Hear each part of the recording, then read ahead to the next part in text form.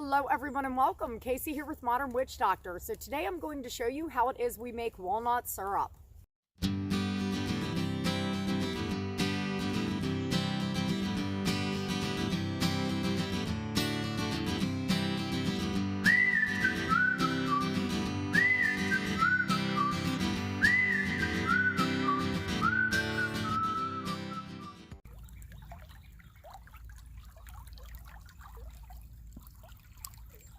So this right here is our sap cooking station. The reason that many people choose to cook the sap outside is because obviously you can see the amount of steam. Not to mention, cooking this in the house would take forever and really use up a lot more electric. As you see, we are using the wood stove method.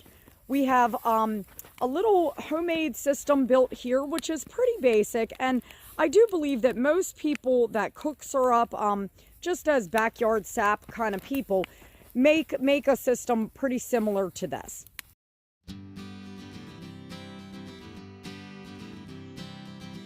Over the past few weeks, I have been collecting walnut sap daily and storing it. If you are not freezing your sap, you have about a 2-week time frame before it will spoil.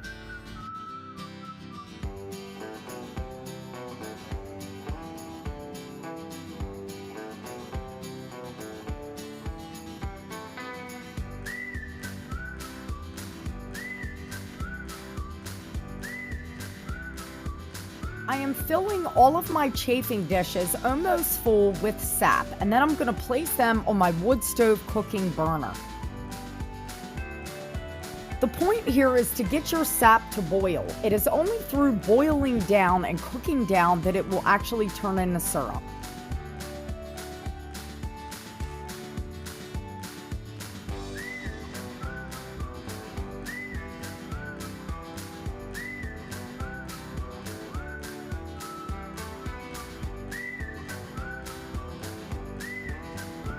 So this is what your setup should look like initially when you pour your sap. We are using Osage today to burn because you need your fire as hot as possible.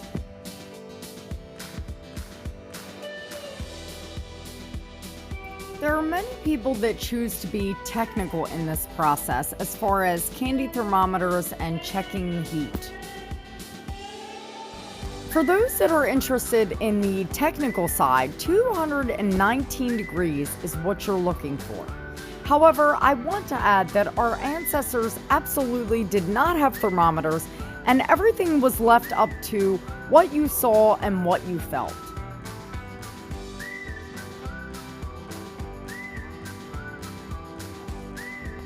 Now, although I will be straining again, it's important to strain and stir your sap as it is cooking.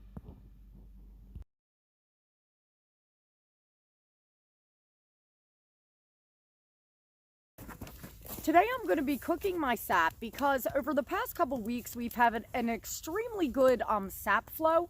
So I'm actually going to start cooking down a lot of my sap because I have a little over 60 to 70 gallons already. I'm obviously running out of places to store my sap. Now, I showed in the other video, the tree tapping video, that a lot of times I will store my sap in food grade totes outside in the snow.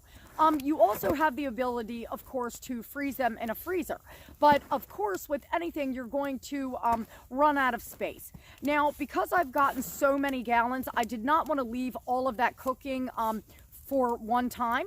So today I am going to cook 35 gallons of walnut syrup, which this should give us about a half a gallon of syrup, or excuse me, I'm going to be cooking 35 gallons of sap, which should give us about a half a gallon of syrup.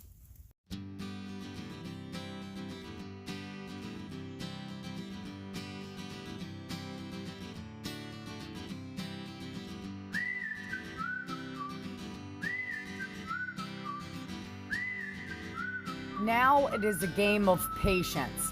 Basically, this takes a long time to boil down. So at this point, we're just going to wait, continuously stirring our sap, straining it, checking it, and waiting.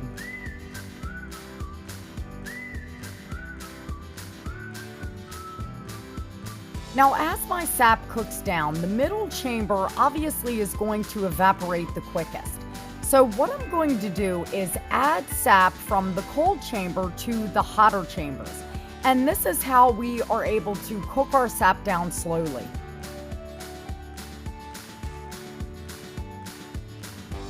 The goal here is to get my sap to boil down so that it will all fit into one chamber. So I want to talk about the history for a moment. Maple syrup, or any kind of syrup, is really widely known throughout the world, and many people don't eat pancakes and waffles without it. But a lot of people don't know it was actually the indigenous people of Canada that were first making maple syrup. Now, the techniques that they used were obviously much of the same techniques that I'm showing you today. But rather than having steel chafing dishes, they would have been using ceramic pots. Once again, I'm just continuously moving my sap to the chambers that are cooking down.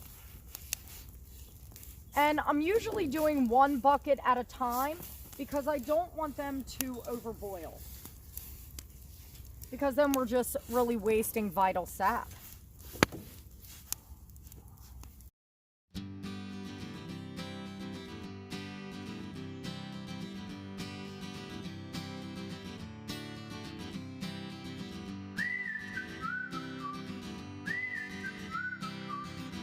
We continue to stir, strain, stir, strain, stir, and strain.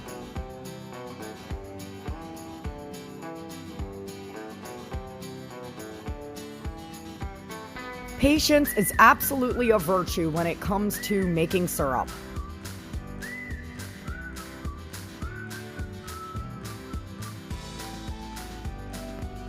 As my sap cooks down, I continue to add fresh sap to my chamber furthest from the fire.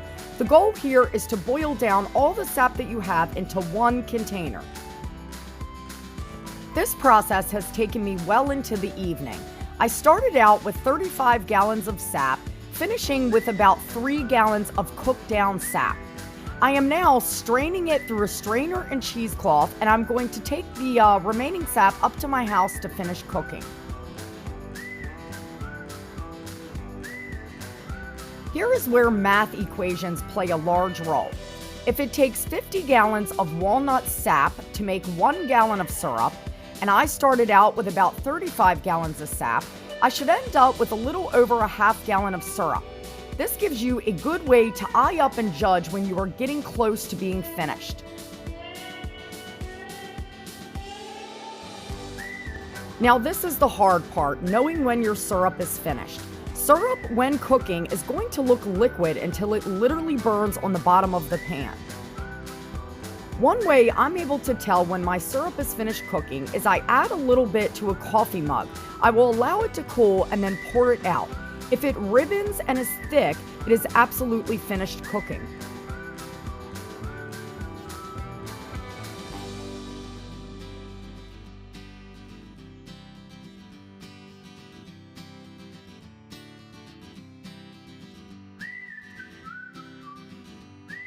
Now that my syrup has reached the desired consistency, I'm going to add to jars. Allow your syrup to cool just a bit, or it's possible that you could break the jars that you are using.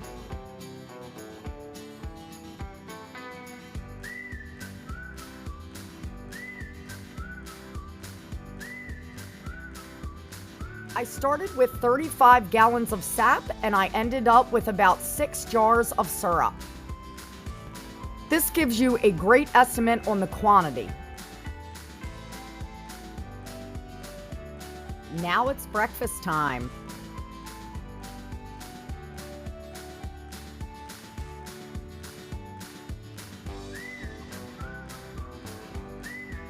I think it's safe to say my syrup is kid approved.